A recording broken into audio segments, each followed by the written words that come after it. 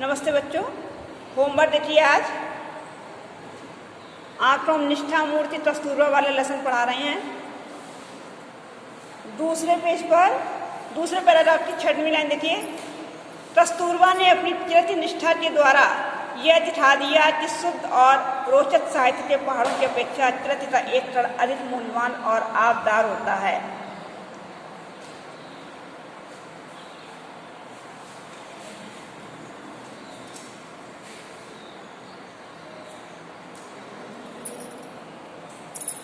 कह रहे हैं कि कस्तूरबा एक कर्मनिष्ठ नारी थी।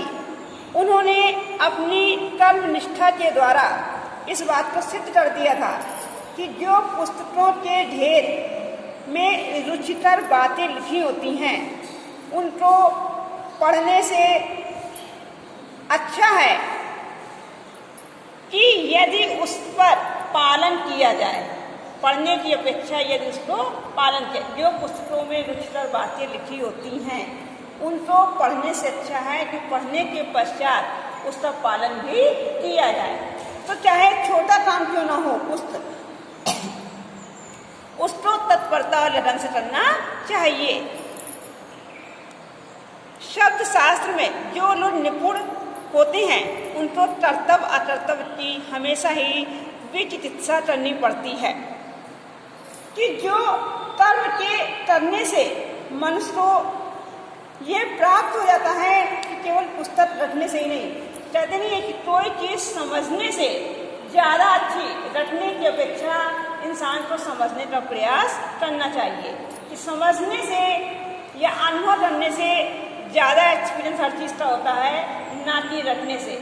यदि आप कोई बात रटती हैं या कोई प्रश्न रखती हैं तो वह इंसान भूल भी जल्दी जाता है, लेकिन यदि आप उसको समझकर याद करने का प्रयास करती हैं तो वह चीज़ जल्दी याद हो जाती है। कृतनिष्ठ लोगों की ऐसी दुविधा कभी परेशान नहीं हो कर पाती। कस्तूरबा के सामने उनका कर्तव्य किसी दिए के समान स्पष्ट था। कह रहे हैं कि कर्म करने से ही मनुष्य को हर चीज़ की प्राप्ति हो सकती है। जिन लोगों को पुस्तकीय ज्ञान विस्तृत है, विशाल होता है, कि जिन लोगों को पुस्तकों का ज्ञान विशाल रूप से होता है वे अनेक बार संदेह में पड़ जाते हैं कि उन्हें क्या करना चाहिए और क्या नहीं। इस बात का उन्हें संदेह बना रहता है। लेकिन कभी कोई चर्चा शुरू हो जाती तब से यही होता कि यह नहीं होना। इन दो वाक्यों में ही अपना फैसला सुना देती थी कि उन्हें, लेकिन जो कर्मनिष्ठ होते हैं, ठीक है, जो कर्मनिष्ठ नहीं होते हैं वो पुस्तकीय ज्ञान करके उससे ज्ञान को प्राप्त कर लेते हैं, लेकिन उन्हें क्या होता है, कोई बात को स्पष्ट रूप से कभी कभी कहने में पीछे हटने लगते हैं। लेकिन जब कोई बात स्पष्ट रूप से कहनी होती है तो वह यह कहते निकालते हैं कि इन वाक्यों में यह नहीं हो रहा और इन वाक्यों से और यही हो रहा। तो यहाँ पर कह रहे हैं कि उन्हें कभी संदेह था कि दुविधा में नहीं उलझना पड़ता है, कि जो लोग कर्मनिष्ठ होते हैं उन्हें कभी भी संदेह या दुविधा में नहीं उलझना पड़ता। अपनी बात को जो है स्वयं जो है कह देते हैं। दूसरा क्वेश्चन है यहाँ पर, पहला है कि पाठ और लेखक का नाम, दूसरा रेखांकित अंश की व्याख्या। तीसरा क्वेश्चन है शब्द शास्त्र में निपुण व्यक्तियों को कैसी दुविधा का सामना करना पड़ता है। कि जो शब्द शास्त्र में निपुण लोग होते हैं, ठीक है, उन लोगों को पुस्तकीय ज्ञान तो उनका विशाल होता है, लेकिन उन्हें अनेक बार क्या करना चाहिए और क्या नहीं, इस दुविधा का उन्हें सामना करना पड़ता है। अगला प्रश्न है कस्तूरबा के सामने उनका कर्तव्य किस प्रकार स्पष्ट था। कस्तूरबा कर्म में आस्था रखती थी। कस्तूरबा गांधी जो थी वह कर्म में विश्वास रखती थी, अतः उन्हें कभी संदेह किसी बात का होता ही नहीं था। उनका लक्ष्य अंधकार में एक दीपक की भांति स्पष्ट रूप से रहता था। नीचे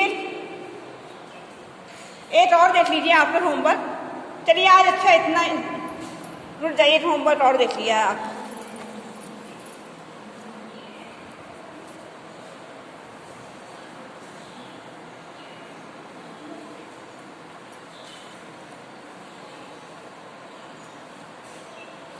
एक और देख लीजिए।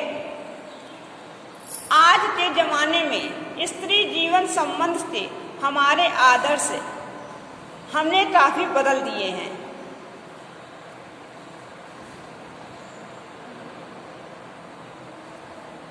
आज कोई स्त्री अगर कस्तूरबा की तरह अशिक्षित रहे और किसी तरह महत्वाकांक्षा का उदय उसमें न दिखाई दे तो हम उसका जीवन यशस्वी या चरितार्थ नहीं कहेंगे।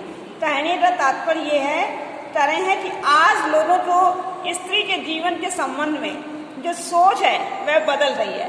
पहले स्त्री को बहुत निम्न माना जाता था, बहुत उसके विचारों को दबा के रखा जाता था, लेकिन आज ऐसा नहीं है। जब स्त्री एक समय था कि जब स्त्री को केवल घरेलू कार्यों तक ही सीमित माना जाता था, लेकिन आज ऐसा नहीं है। यही कारण था कि उस समय की अधिकांश स्त्रियां अशिक्षित रहा करती थी।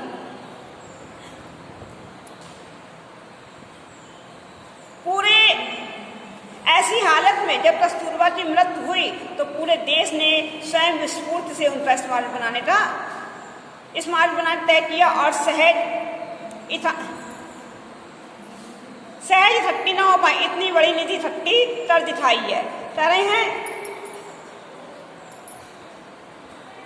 कि यही कारण था कि उस समय की अधिकांश स्त्रियां अशिक्षित रहा करती थी। कि कस्तूरबा गांधी ने लेकिन अशिक्षित रहकर भी, ठीक है, वह अनपढ़ थी, अशिक्षित थी, लेकिन उनके सामने समाज की यह देन थी।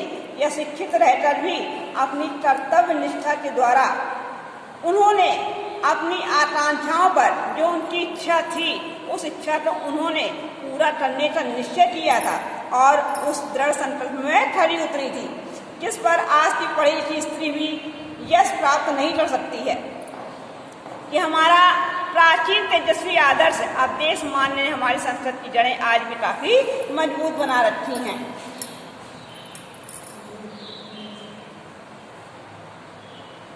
तो नहीं प्राप्त कर सकती थी। कोई भी ऐसे ही यशस्वी जीवन को सफलता जो है वह प्राप्त नहीं कर सकता था। कहने का तात्पर्य यह है कि जब कोई अनपढ़ स्त्री थी, ठीक है, लेकिन उन्होंने अपने दृढ़ संकल्प को पूरा करने के लिए अपनी पूरी कर्तव्य निष्ठा से उन्होंने अपने कार्यों को पूरा किया था। इससे यह सिद्ध था कि ऐसा नहीं था कि एक अनपढ़ या अशिक्षित लोग आगे नहीं बढ़ सकते हैं, ऐसा कुछ भी नहीं था। तो वह अशिक्षित लोगों के लिए वह एक प्रेरणा का स्रोत बन रही थी। तो ये आपकी रेखांकित अंश की व्याख्या थी। यहाँ से देख लीजिए कि आज के जमाने में स्त्री जीवन से लेकर यशस्वी या कृतार्थ नहीं कहेंगे, यहाँ तक तो ये है आपका। और दूसरी लाइन आपकी है रेखांकित वाली कि हमारा प्राचीन तेजस्वी आदर्श जब देश मान्य है तो हमारी संस्कृति की जड़ें आज भी काफी मजबूत हैं। तो देखिए यहाँ पर इसकी रेखांकित अंश की व्याख्या देख लीजिए कि जब वह मृत्यु को प्राप्त हो गई तो उनके स्मारक बनवाने के लिए लोगों ने जो रुचि दिखाई उससे सिद्ध हो गया कि लोगों ने अब भी प्राचीन संस्कृति और आदर्श के प्रति जो थी अटूट श्रद्धा और विश्वास था। कि लोगों ने दिखा दिया कि उनके प्रति अटूट विश्वास था, अटूट श्रद्धा थी उनके प्रति कि हमारी इस संस्कृति की जड़ें बहुत गहरी और मजबूत हैं, यह इतनी आसानी से समाप्त नहीं की जा सकती है। ये आपकी दूसरी लाइन की व्याख्या थी। तीसरा प्रश्न है, अशिक्षित स्त्री का जीवन यशस्वी चरितार्थ क्यों नहीं कहा जा सकता है? इसलिए नहीं कहा जा सकता है क्योंकि उसमें किसी तरह की महत्वाकांक्षा का उदय नहीं दिखाई देता है। कि जो अशिक्षित लोग होते हैं उनमें किसी प्रकार का उदय नहीं दिखाई देता है, इस प्रकार से उनका आदर्श जो है पीछे रह जाता है। अगला प्रश्न है, किसका स्मारक बनाने के लिए निधि इकट्ठी की गई थी?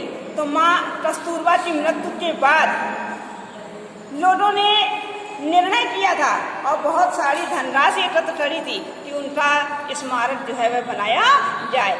आज के लिए इतना ही होमवर्क है, कल हम आपको आगे और पढ़ाएंगे।